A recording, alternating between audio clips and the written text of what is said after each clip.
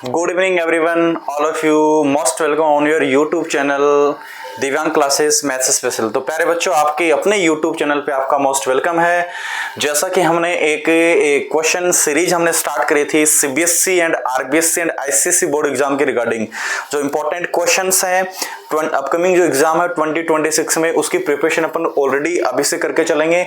और आप एक चीज ये नोटिस कर पाओगे, probability one sort upon of PYQs लेके चल रहे हैं, करेक्ट। तो ये सारे क्वेश्चंस है सीबीएसई के पीवाईक्यूज, आप बेसिकली नोटिस कर पा रहे हो। सीबीएसई 2013, 14, 15, 21, 23 की रेंज में क्वेश्चन है, करेक्ट।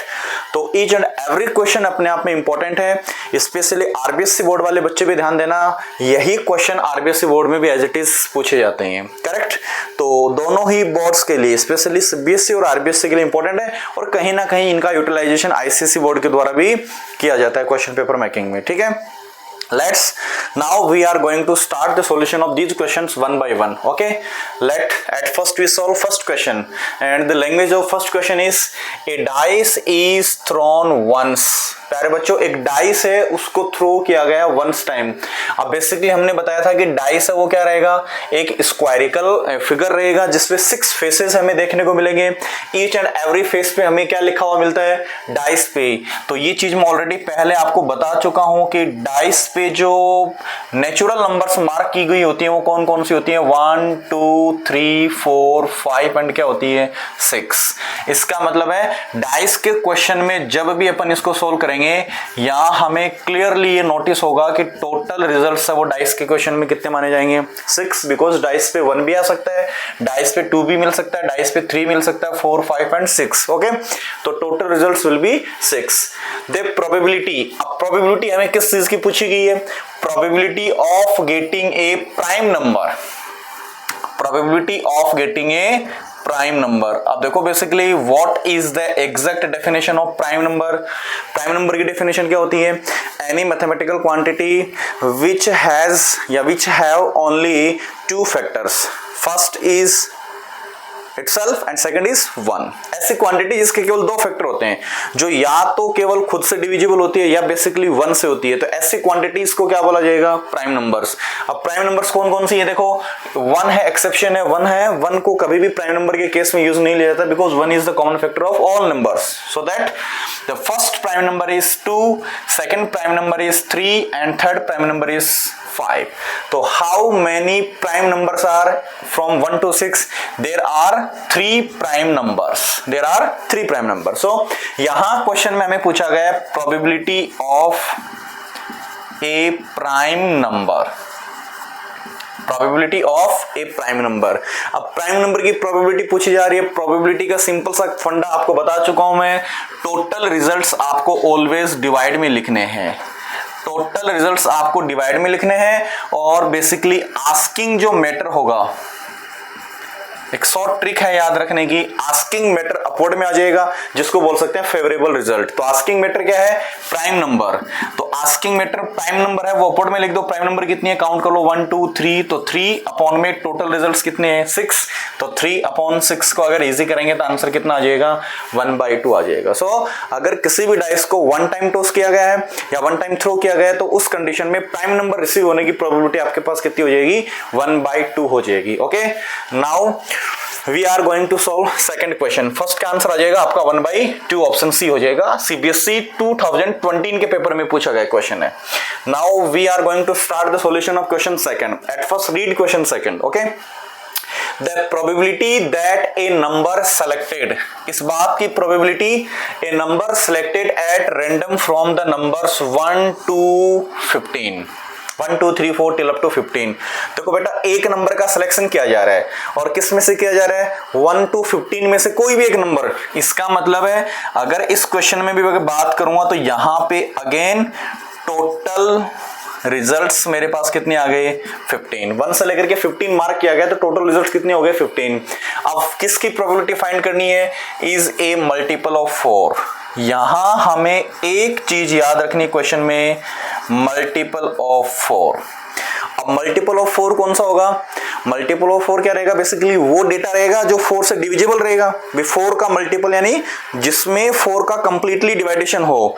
तो सबसे पहले 4 किसको डिवाइड करेगा, क्या 4 1 को डिवाइड करेगा, कंप्लीटली नहीं कर पाएगा, 2 को भी नहीं करेगा, 3 को भी नहीं करेगा, 4 को करेगा।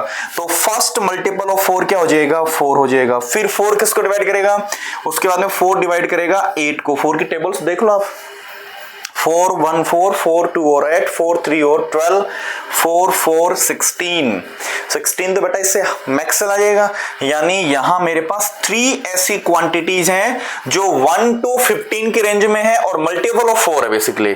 तो मल्टीपल ऑफ 4 में कितनी कंडीशन आएंगी, 3 कंडीशन, या तो वो मल्टीपल 4 हो सकता है, या मल्टीपल 8 हो सकता है, या मल्टीपल कितना होगा 12। करेक्ट। तो 3 कंडीशंस मेरे पास जनरेट हो गई है। अब हमें प्रोबेबिलिटी पूछी गई है, तो यहां फिर क्वेश्चन में लिखेंगे probability of multiple of 4।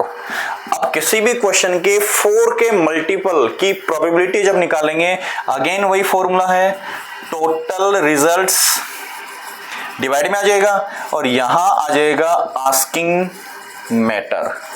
Asking matter यानी जो पूछा जा रहा है जो मैटर, वो तो हमेशा अपवर्ड में आएगा। तो क्या पूछा जा रहा है, मल्टीपल ऑफ 4। तो 4 के कितने मल्टीपल हैं, 1 2 3। तो 3 अपॉन में टोटल रिजल्ट्स कितने हो जाएंगे, 15। 3 अपॉन 15 को सोल्व करेंगे, 3 1 जा 3, 3 5 जा 15। My answer will be 1/5। तो इस क्वेश्चन का आंसर रहेगा 1/5। सीबीएसई 2014 के पेपर के आया हुआ क्वेश्चन है, बहुत ही इजी लेवल के क्वेश्चन है दोनों, ये इन दोनों का आंसर हो जाएगा। करेक्ट। चलिए, now we are going to solve question number 3। अब अपन क्वेश्चन नंबर 3 का सॉल्यूशन करेंगे, ठीक है। तो पहले बच्चों क्वेश्चंस है ना सारे इजी हैं। प्रोबेबिलिटी एक बहुत ही इजी टॉपिक है, बस आपको इसके कॉन्सेप्ट पता होना चाहिए, है ना। जनरल सेंस जो है ना वो आपको मालूम होना चाहिए, अगर वो आपको आ रहा है तो आप इजिली आंसर निकाल सकते हो। Let's now we are going to solve question 3। Two different coins are tossed simultaneously. The probability of getting at least one head. देखो प्यारे बच्चों, जब हमें पता है कि हमारे पास 2 कॉइन्स हैं, ये मान लो फर्स्ट कॉइन है, ये मेरे पास सेकंड कॉइन है, इन दोनों को टॉस किया जा रहा है, तो फर्स्ट कॉइन पे हमें 2 रिजल्ट्स में से कोई भी एक रिजल्ट देखने को मिलेगा। या तो फर्स्ट पे हेड आ सकता है, या सेकंड पे भी क्या आ सकता है, फर्स्ट पे हेड आ सकता है, तो सेकंड केस में टेल आ सकता है। करेक्ट। सेकंड कॉइन को अगर टॉस करेंगे तो उसमें भी फर्स्ट केस में अगर हेड है तो सेकंड कंडीशन में क्या आ सकता है, टेल आ सकता है। अब दोनों कॉइन को हमने टॉस किया है, तो दोनों कॉइन को जब अपन टॉस करेंगे तो यहां जो टोटल रिजल्ट्स मेरे पास आएंगे वो कौन कौन से आएंगे। देखो ये हो सकता है जब फर्स्ट कॉइन को मैंने टॉस किया हो तो उस पे हेड आ गया, तो सेकंड कॉइन पे भी क्या आ सकता है, हेड आ सकता है। या फर्स्ट कॉइन को जब मैंने क्या किया है, टॉस किया है, तो फर्स्ट कॉइन पे अगर 10 आ गया तो सेकंड पे भी क्या आ जाएगा, टेल ही आ जाएगा। 2 कंडीशन तो ये है। फिर ये भी हो सकता है कि फर्स्ट कॉइन पे तो हेड है, लेकिन इस हेड के साथ में क्या आ गया, सेकंड टाइम क्या आ गया, टेल आ गया। या ये कंडीशन है कि फर्स्ट कॉइन पे तो क्या आ गया, टेल आ गया, और सेकंड पे क्या आ गया, हेड आ गया। तो अगर एक कॉइन को, बेसिक कॉन्सेप्ट है, एक कॉइन को 1 टाइम टॉस किया गया तो 2 रिजल्ट्स आएंगे, हेड एंड टेल। और एक कॉइन को 2 टाइम्स अगर टॉस किया जाएगा तो टोटल रिजल्ट्स कितने आ जाएंगे, 4 आ जाएंगे, HH TT TH और HT। ये रिजल्ट्स हमारे पास देखने को मिलेंगे। यानी अगर एक कॉइन को 2 टाइम्स टॉस करेंगे तो या तो दोनों बार क्या आ जाएगा, हेड आ जाएगा, या दोनों ही टाइम्स क्या आ जाएगा, टेल आ जाएगा, या पहले हेड आ जाएगा बाद में टेल आएगा, या पहले टेल आएगा बाद में हेड आएगा। टोटल रिजल्ट्स मेरे पास कितने आ जाएंगे, 4 आ जाएंगे। करेक्ट। ये तो टोटल रिजल्ट्स है। अब प्रोबेबिलिटी किसकी पूछी जा रही है, probability of getting at least 1 head. It's a very important for both board exams. यहां एक बात आएगी, एट लीस्ट। प्यारे बच्चों इसको समझना, एट लीस्ट 1 हेड। अब एटलीस्ट 1 हेड का मींस क्या है बेटा, एटलीस्ट मैं बोल रहा हूं जैसे आपका मैथ्स का एक सिटी लिया जा रहा है, तो आपके टीचर्स जो है पर्टिकुलर वो आपको बोलते हैं कि इसमें मैंडेटरी है 10 मार्क्स के सिटी में एटलीस्ट 8 मार्क्स आने चाहिए। इसका मतलब आप लोगों ने इस चीज को कैसे ऑब्जर्व किया कि 10 मार्क्स का जो सिटी है उसमें कम से कम 8 मार्क्स आने चाहिए। मिनिमम क्राइटेरिया कितना हो गया, 8 मार्क्स का। तो सेम फंडा यहां है, एटलीस्ट 1 हेड का मींस क्या है, एटलीस्ट 1 हेड का मतलब है मिनिमम 1 हेड। एटलीस्ट का मींस हो गया मिनिमम वन हेड। अब देखो कितनी कंडीशन में मिनिमम वन हेड आ रहा है, मिनिमम वन हेड है, कम से कम एक हेड आ रहा है। क्या यहां कम से कम एक है? बिल्कुल है सर, क्योंकि दो हेड है तो कम से कम एक तो हो ही गए ना, मिनिमम वन यहां पे है तो एक कंडीशन तो क्या आ जाएगी, एच। क्या इसमें मिनिमम वन हेड है? नहीं सर, इसमें दोनों ही टेल है तो इसमें तो एक भी हेड नहीं है, कैंसिल हो जाएगा।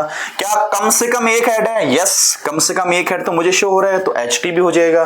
क्या इसमें कम से कम एक हेड है? यस सर, कम से कम एक तो है ही तो ये भी हो जाएगा। तो यहां अगर मैं बात करूं एटलीस्ट वन हेड कितनी कंडीशन में मिल रहा है, 3 कंडीशन में मिल रहा है। अब हमें प्रोबेबिलिटी इसकी पूछी गई है कि प्रोबेबिलिटी ऑफ एटलीस्ट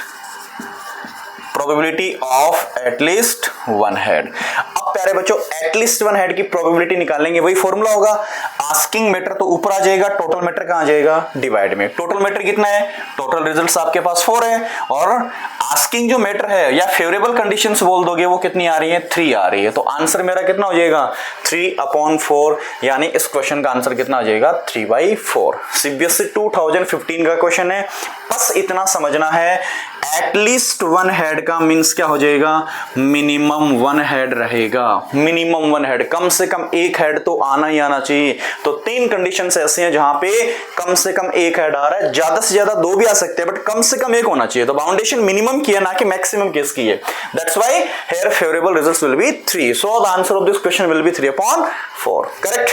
चलिए उसके बाद में है क्वेश्चन नंबर लेंगे अपन 4, करेक्ट। उसके बाद में मैं लूंगा क्वेश्चन नंबर 4, तो इसका आंसर क्लियर है। अब प्यारे बच्चों अपन एंटर होंगे क्वेश्चन नंबर 4 के सॉल्यूशन में। अब देखो क्वेश्चन नंबर 4 का सॉल्यूशन है, which of the following can not be the probability of an event, कि किसी भी इवेंट की प्रोबेबिलिटी कौन सा ऑप्शन नहीं हो सकता। अब याद कीजिएगा प्यारे बच्चों, जब लेक्चर हमने स्टार्ट किया था तो स्टार्टिंग केस में मैंने आपको बताया था किसी भी इवेंट की जो प्रोबेबिलिटी होती है वो किस में बिलोंग करती है, वो करती है क्लोज इंटरवल 0 to किस में करती है, 1 में करती है। अब बेटा इसको क्या बोलते हैं, इसको बोलते हैं लार्जर ब्रैकेट बोलते हैं, दूसरे इसको बोलते हैं क्लोज इंटरवल। क्लोज इंटरवल का मीन्स क्या हो गया, इसका मीन्स है कि p की वैल्यू कहां से स्टार्ट होगी, 0 भी होगी, 0 से ग्रेटर देन भी होगा, फिर p की वैल्यू फाइनली 1 होगी या 1 से क्या होगा, लेस होगा। तो इस कंडीशन को ऐसे भी डिनोट किया जा सकता है, यानी प्रोबेबिलिटी है किसी भी इवेंट की या तो 0 हो सकती है, 0 कब हो सकती है, इम्पॉसिबल इवेंट के केस में, और 1 कब हो सकती है, श्योर इवेंट के केस में। तो प्रोबेबिलिटी का जो आंसर है उसकी जो रेंज है वो 0 या 0 से बड़ी यानी पॉजिटिव, 1 या 1 से क्या होनी चाहिए, छोटी होनी चाहिए। यानी किसी भी प्रोबेबिलिटी के क्वेश्चन का आंसर है वो 1 से मैक्स नहीं हो सकता, यानी 2 आंसर नहीं आ सकता, 0 से लेस माइनस में नहीं हो सकता। चलिए स्टार्ट करते हैं। देखो यहां प्यारे बच्चों जो फर्स्ट ऑप्शन है कि किसी भी इवेंट की प्रोबेबिलिटी क्या 0.01 हो सकती है, बिल्कुल हो सकती है, क्योंकि सर 0.01 क्या है, 0 से तो बड़ा ही है, 0.01 0 से तो मैक्स ही है और 1 से लेस है, तो ये भी मेरा आंसर है, यानी एक प्रोबेबिलिटी हो सकता है। बी है 3%, 3% है बेटा, किस में से लिया गया, 3% का मीन्स हो जाएगा 3 आउट ऑफ 100, यानी 100 में से 3 है तो उसको बोला जाएगा 3%। जैसे मैं 3 को 100 से डिवाइड करूंगा कितना आएगा, 0.03। तो 3% को ऐसा भी इंडिकेट किया जा सकता है और इसको डेसिमल एक्सपेंशन में ऐसा भी राइट कर सकते हैं। अब 0.03 क्या आ रहा है बेटा, 0 से मैक्स है, 1 से लेस है, यानी ये भी इस रेंज में आ रहा है, तो ये भी किसी इवेंट की प्रोबेबिलिटी हो सकता है, करेक्ट। फिर है 16/17।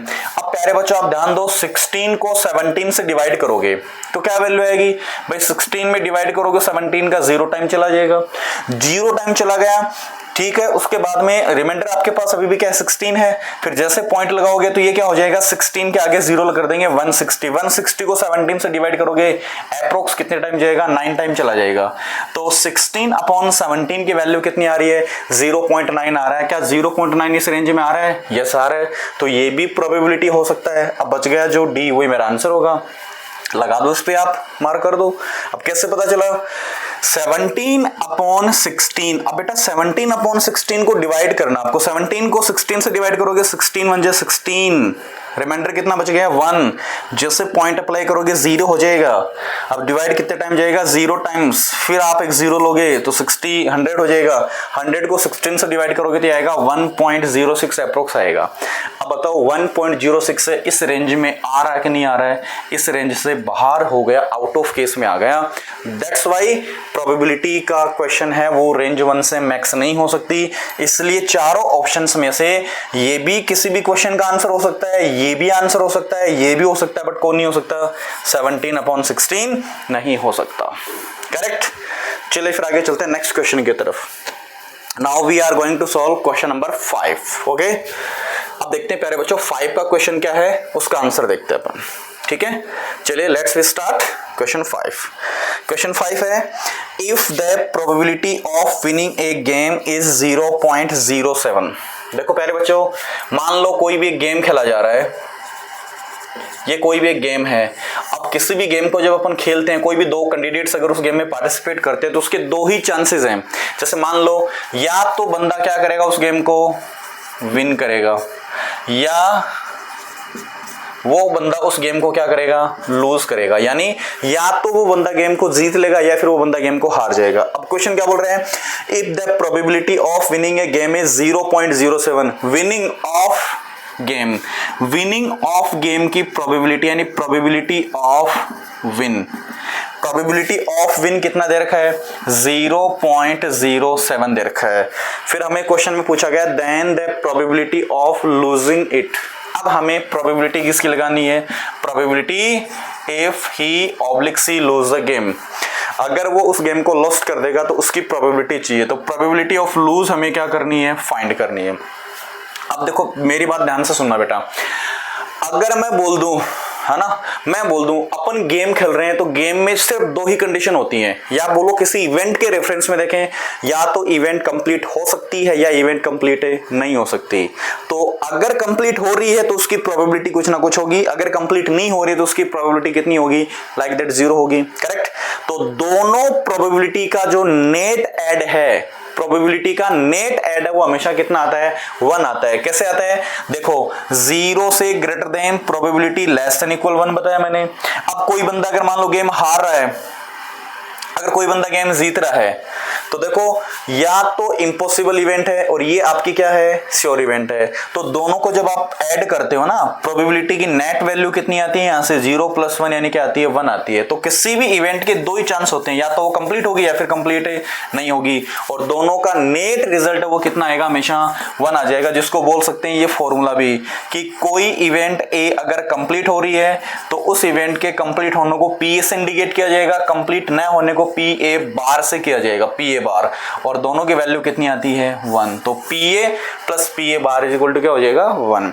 अगर मैं यहां इस फॉर्मूले को इस केस में अप्लाई करूं तो ये आ जाएगा probability of win plus probability of lose = कितना हो जाएगा, 1। क्वेश्चन में किसकी गिवन है, विन की। तो 0.07 प्लस प्रोबेबिलिटी ऑफ लूज = 1 हो जाएगा। अगर मैं प्रोबेबिलिटी ऑफ लूज की निकालूंगा तो 1 माइनस हो जाएगा 0.07। अब आपको पता है 1 में से 0.07 जाएगा तो वैल्यू आ जाएगी 0.93 आ जाएगा, 0. क्या आ जाएगा, 93। तो इसको याद रखना है प्यारे बच्चों, अच्छी तरीके से ध्यान में रख लेना। अगर मुझे विन की प्रोबेबिलिटी पूछ रहा है तो 1 में से माइनस क्या कर देंगे, लूज। अगर लूज की पूछ रहा है तो 1 में से क्या माइनस कर देंगे, विन माइनस कर देंगे। 1 में से विन की प्रोबेबिलिटी माइनस करेंगे तो लूजिंग की प्रोबेबिलिटी आ जाएगी, और 1 में से लूजिंग की प्रोबेबिलिटी माइनस करेंगे तो किसकी आ जाएगी, विनिंग की प्रोबेबिलिटी। सो इस क्वेश्चन का आंसर कितना हो जाएगा, ऑप्शन सी हो जाएगा। CBSE 2023 के पेपर में आया हुआ एक बहुत ही इजी लेवल का क्वेश्चन है ये। Correct. Last and final question आज का है, the range of probability for any event A can be defined. The last and final question of today is the probability, the range of probability for any event A can be defined, कि किसी भी event A की probability की range क्या होगी। बहुत बार मैंने ये चीज लिखी है किसी भी इवेंट की, अगर कोई इवेंट ए है तो उस इवेंट की प्रोबेबिलिटी की रेंज हमेशा क्या होगी, रेंज हमेशा होगी क्लोज इंटरवल 0 to क्या होगी, 1 रहेगी। ठीक है, क्लोज इंटरवल 0 to क्या रहेगी, 1 रहेगी। इसका मीन्स क्या है, या तो प्रोबेबिलिटी है वो 0 होगी, या 0 से ग्रेटर देन होगी, या फिर 1 या 1 से क्या होगी, लेस देन। तो कौन सा ब्रैकेट आ रहा है, देखो बेटा ये आ रहा है ओपन ब्रैकेट, स्मॉल ब्रैकेट।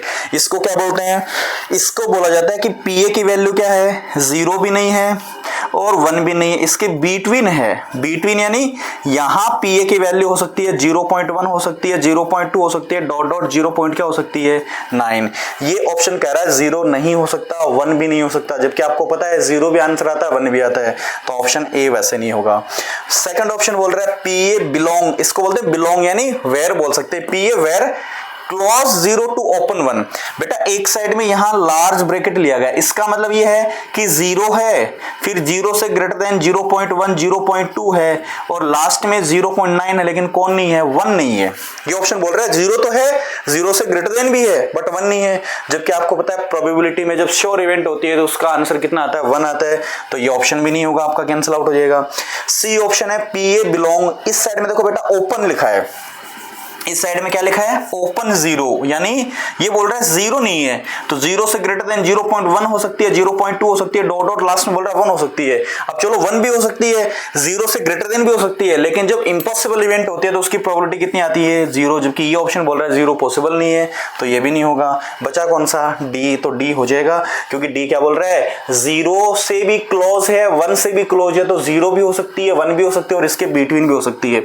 सो किसी भी प्रोबेबिलिटी के क्वेश्चन की रेंज क्या होगी, पीए वेयर क्लोज इंटरवल 0 to क्या आ जाएगा, क्लोज 1 की केस में आ जाएगा। ठीक है, तो आज का सेशन हमारा ये बहुत ही इंपॉर्टेंट रहा है। जहां तक मुझे आइडिया है, सीबीएसई बोर्ड की प्रिपरेशन करने वाले सारे बच्चे मेरे साथ कनेक्टेड रहिए पूरे सेशन में। आपको ईच एंड एवरी पीवाईक्यूज है वो यहां देखने को मिलेगा विदाउट किसी चार्ज के, करेक्ट। तो हार्ड वर्क मुझे थोड़ा सा करना पड़ेगा, बट बच्चों आपको भी थोड़ा सा पेशेंस रखना पड़ेगा। और जो ये क्वेश्चंस मैं यहां बोर्ड पे करवा रहा हूं, एक बार इन क्वेश्चंस को दोबारा से आपको रफली आपको इनका सॉल्यूशन फाइंड आउट करना ही पड़ेगा, करेक्ट। तो थोड़ा सा इस चीज को ध्यान दीजिएगा। बाकी टिल सेशन में आपको ईच एंड एवरी चैप्टर के जो मोस्ट इंपोर्टेंट पीवाईक्यूज हैं, आप जो भी बोल दो, केस बेस है, असर्शन रीजन है, सारे क्वेश्चन करेंगे अपन, सारे क्वेश्चन करेंगे, पूरे सेशन में करके चलेंगे। बस आपको थोड़ा सा पेशेंस रखना और हमसे कनेक्टेड रहना है, ठीक है। तो डेली हमारे पास 5 या 6 क्वेश्चन की एक सीरीज आपको यहाँ पे मिलती रहेगी इसी टाइम पे, ठीक है। तो so thank you each and every for connecting me, and I believe you each and every student, if you all are connected with me till the session, then in the upcoming CBSE exam your result will be matched in very effective. So thanks a lot for giving me